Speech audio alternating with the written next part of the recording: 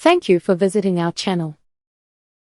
Please like, share and subscribe for more exciting food videos. Now that we've got the basics down, let's add some flavorful touches to make this dish even more special. Grab your ingredients and let's continue. Sweet and savory giniling with raisins. Raisins might seem odd in a savory dish, but they work. The sweetness cuts through the pork's richness and balances the soy and vinegar. Use golden raisins for a milder flavor or dark ones for deeper caramel notes. Some versions swap raisins for sultanas or even diced pineapple for a tropical twist. If sugar isn't your thing, a grated carrot or a spoonful of banana ketchup can add subtle sweetness instead. It's all about finding the right contrast to keep each bite interesting. Each variation keeps the soul of giniling intact, just with a little extra personality. Which one will you try first? Serving suggestions and pairings. Ground pork giniling is a dish that shines with the right pairings. While it's delicious on its own, serving it with the right sides and garnishes can take it from good to unforgettable. Here's how to make the most of every bite. Best rice pairings. Rice is giniling's best friend. It soaks up the savory sauce and balances the dish perfectly.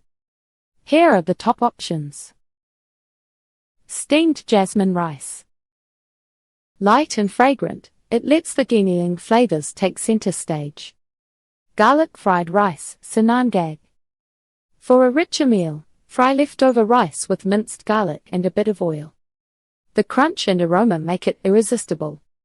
Brown or red rice. A nuttier option if you prefer something heartier and more nutritious. For a full Filipino breakfast spread, serve giniling with tocino, sweet cured pork, or Longganisa sausages alongside your rice.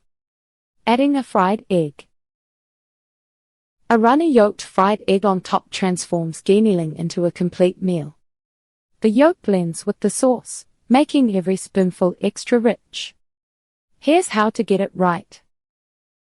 Cook the egg sunny side up or over easy. Crispy edges and a soft center work best. Sprinkle a pinch of salt and pepper right after frying. Place it directly on the giniling so the yolk breaks over the pork when you dig in. If you're in a hurry, scrambled eggs work too. Just keep them slightly soft for creaminess. Garnishes and presentation tips. A few finishing touches can make giniling look as good as it tastes. Try these simple tricks. Fresh herbs. Chopped green onions or cilantro add color and freshness. Sliced chilies. For those who like heat, garnish with red or green bird's eye chilies. Pickles, azara. A side of pickled green papaya or carrot shreds cuts through the richness with tangy crunch. Serve it family style in a wide dish so everyone can see the mix of colors and textures. A small bowl of calamansi or lime wedges on the side lets people tweak the acidity to their taste. With these pairings and tweaks, your giniling will never be boring, just comforting, flavorful, and always satisfying. Common mistakes and how to avoid them. Even the simplest dishes can go sideways with a few missteps. Ground pork giniling is forgiving, but some mistakes can turn it greasy, bland, or dry.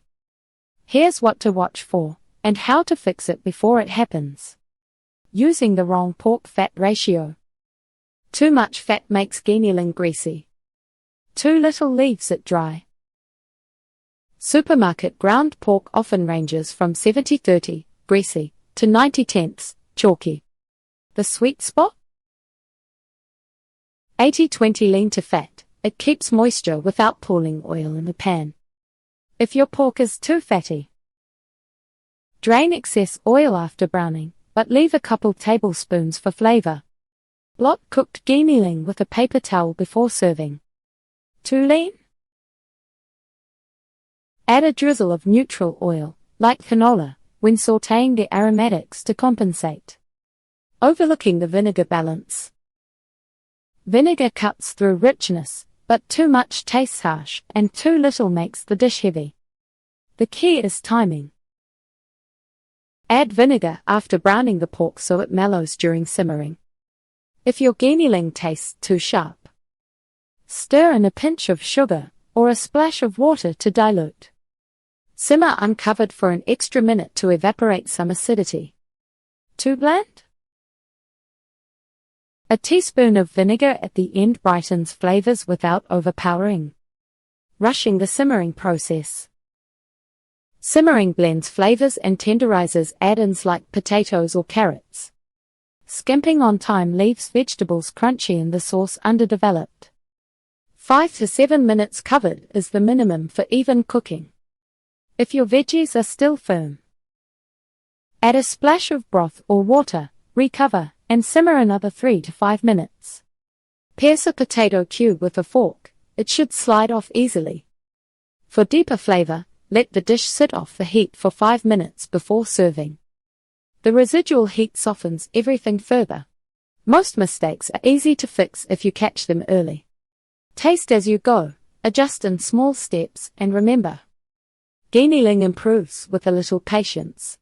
Ground pork giniling is more than just a meal, it's a canvas for creativity. The joy comes from tweaking ingredients, adjusting flavors, and making it your own.